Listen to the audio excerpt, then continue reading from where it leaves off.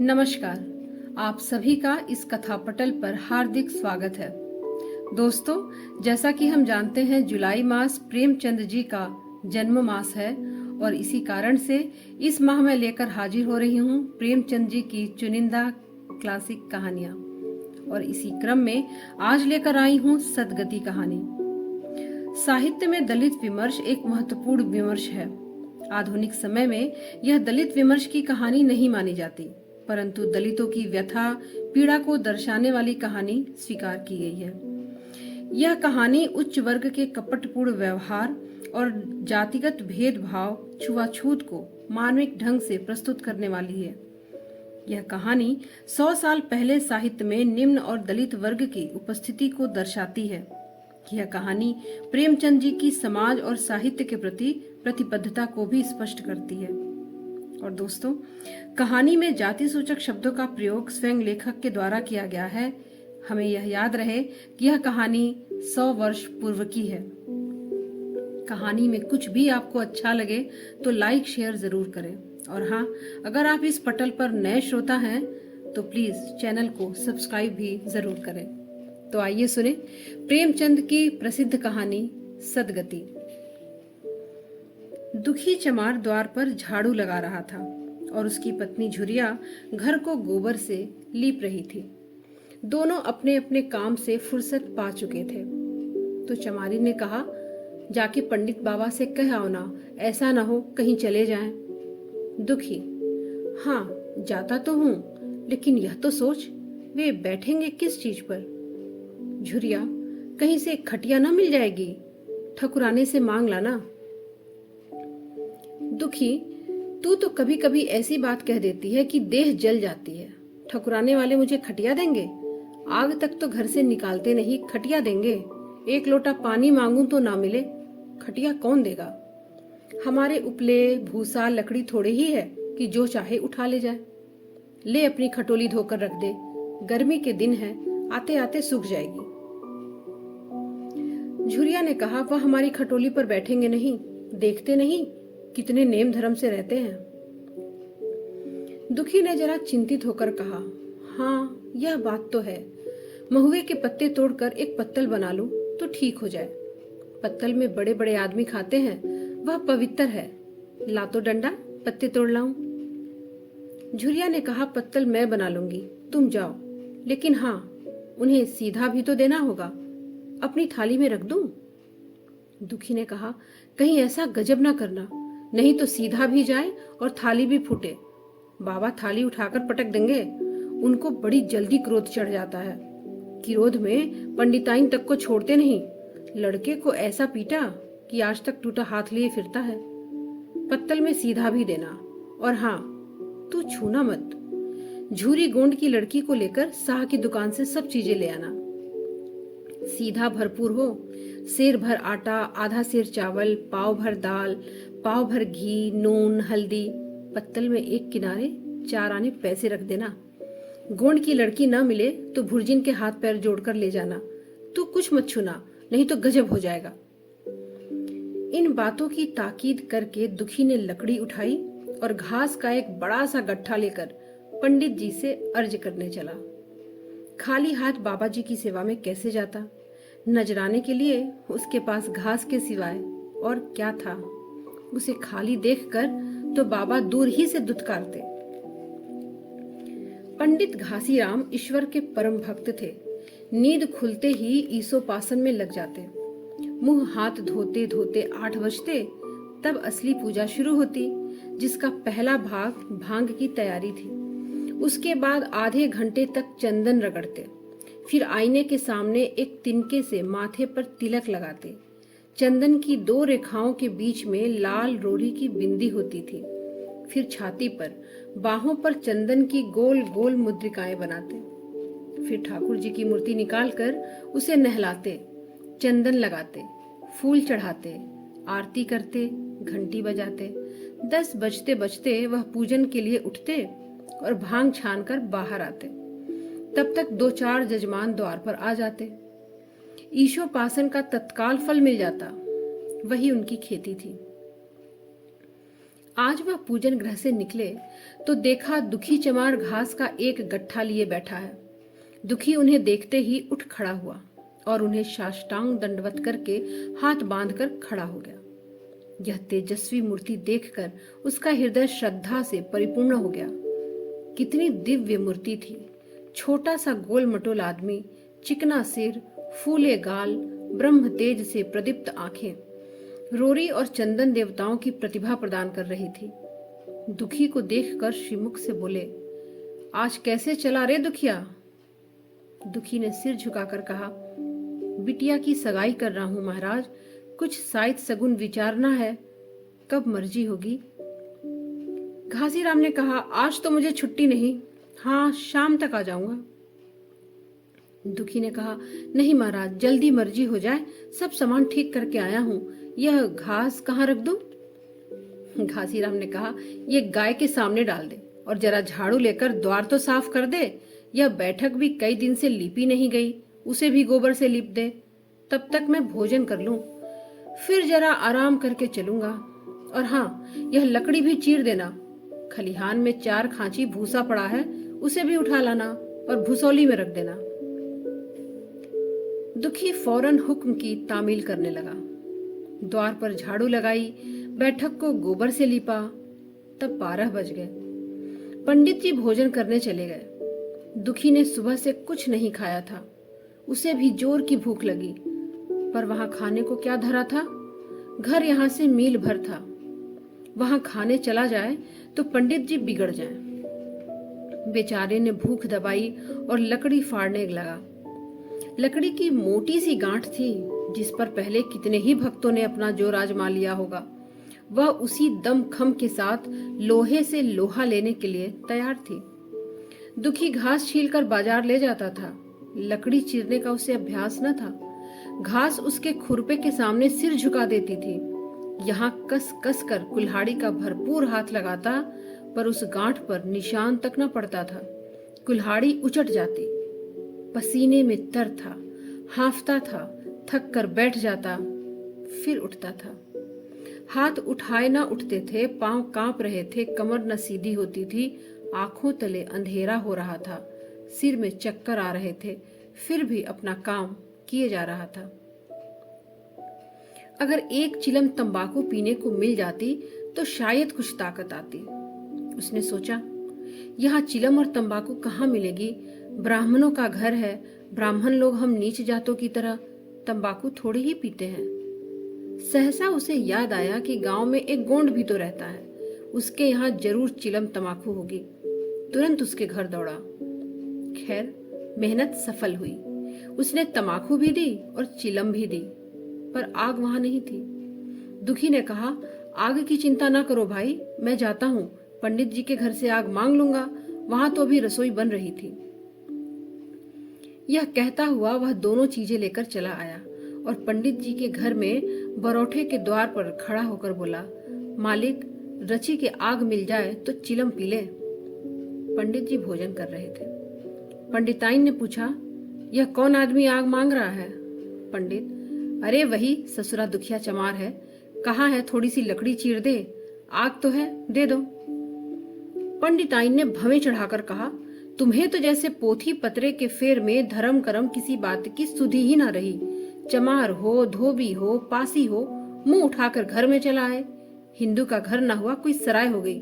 कह दो दाढ़ीदार से चला जाए, नहीं तो इसी लुआठे से मुंह झुलस दूंगी। आग मांगने चले हैं। पंडित जी ने उन्हें समझा कर कहा, भीतर आ गया तो क्या हुआ? तुम्हारी कोई चीज तो नहीं छुई। धरती पवित्र है, जरा सी आग दे क्यों नहीं देती? काम तो हमारा ही कर रहा है।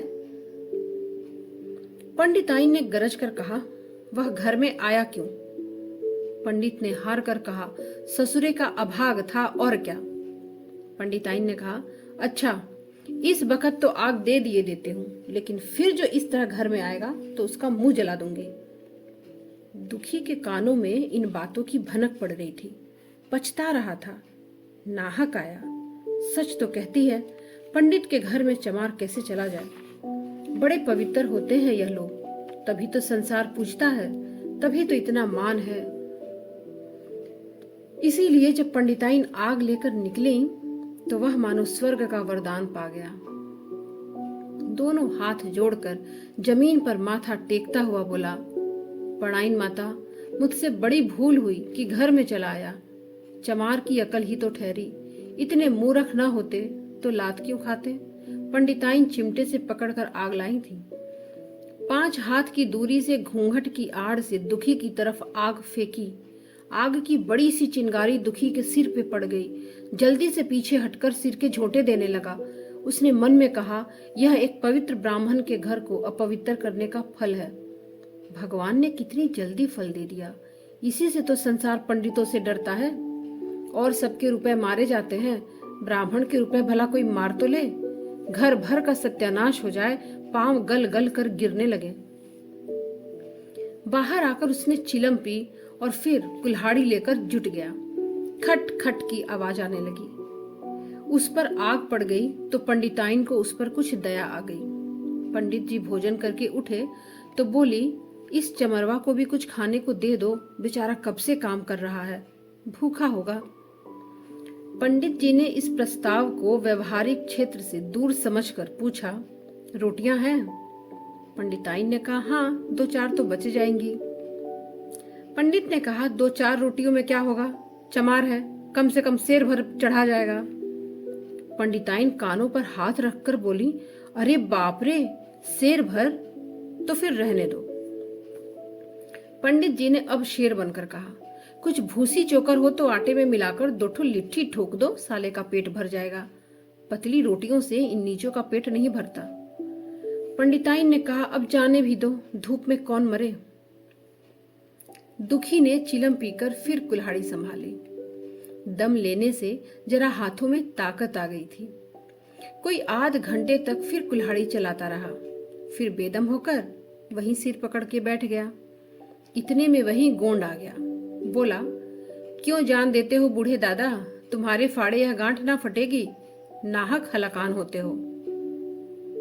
दुखी ने माथे का पसीना पोंछ कर कहा, अभी गाड़ी भर भूसा ढोना है भाई। गोंडे ने कहा, कुछ खाने को मिला कि काम ही कराना जानते हैं, जाके मांगते क्यों नहीं। दुखी ने कहा, कैसी बात करते हो चिखुरी, ब्राह्मण की रोटी हमको पचेगी। गोंडे ने कहा, पचने को पच जाएगी, पहले मिले तो।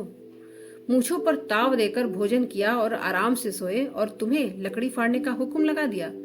जमींदार भी कुछ खाने को देता है, हाकिम भी बेगार लेता है तो थोड़ी बहुत मजूरी देता है। यह तो उनसे भी बढ़ गए और उस पर धर्मात्मा बनते हैं। दुखी ने कहा, धीरे धीरे बोलो भाई, कहीं सुन ले तो आफत आ जाए। यह कहकर दुखी फिर संभल पड़ा और कुल्हाड़ी की चोट मारने लगा। चिखुरी को उस पे दया आ गई। आकर कुल्हाड़ी उसके हाथ से छीन ली और कोई आध घंटे खूब कस कस कर कुल्हाड़ी चलाई, पर गांठ में एक दरार भी ना पड़ी। तब उसने कुल्हाड़ी फेंक दी और यह कहकर चला गया, तुम्हारे फाड़े यह न फटेगी, जान भले निकल जाए। दुखी सोचने लगा, बाबा ने यह गांठ कहाँ रख छोड़ी थी कि फाड़े नहीं फटती, कहीं दरार तक नहीं पड़ती। मैं कब तक इसे चीरता रहूंगा। अभी घर पर 100 काम पड़े हैं, कार परोजन का घर है, एक न एक चीज घटी ही रहती है, पर इन्हें इसकी क्या चिंता। चलूं, जब तक भूसा ही उठा लाऊं। कह दूंगा, बाबा आज तो लकड़ी नहीं फटी, कल आकर फाड़ दूंगा। उसने झौवा उठाया और भूसा ढोने लगा। खलिहान यहाँ से 2 फरलांग से कम न था। अगर झौवा खूब भर भर कर लाता तो काम जल्दी खत्म हो जाता, पर झौवे को उठाता कौन। अकेले भरा हुआ झौवा उससे उठ नहीं सकता था, इसीलिए थोड़ा थोड़ा लाता था। 4 बजे जाकर कहीं भूसा खत्म हुआ। पंडित जी की नींद भी खुली। मुंह हाथ धोया, पान खाया और बाहर निकले। देखा तो दुखी झौवा सिर पर रखे सो रहा है। पंडित जोर से बोले, अरे दुखिया, तू सो रहा है? लकड़ी तो अभी ज्यों की त्यों पड़ी है, इतनी देर तू करता क्या रहा? मुट्ठी भर भूसा ढोने में संझा कर दी और उस पर सो रहा है। चल उठा ले कुल्हाड़ी और लकड़ी फाड़ डाल। तुझसे जरा सी लकड़ी नहीं फटती, फिर साइत भी वैसे ही निकलेगी, मुझे दोष मत देना। इसी से कहा है, नीच के घर में खाने को हुआ और उसकी आंख बदल गई। दुखी ने फिर कुल्हाड़ी उठाई। जो बातें पहले से सोच रखी थी वह सब भूल गया। पेट पीठ में धंसा जाता था। सवेरे से जलपान तक न किया था, अवकाश ही न मिला। उठना भी पहाड़ मालूम होता था। जी डूबा जाता था, पर दिल को समझा कर उठा। पंडित हैं, कहीं शायद ठीक न विचारे तो फिर सत्यानाश ही हो जाए।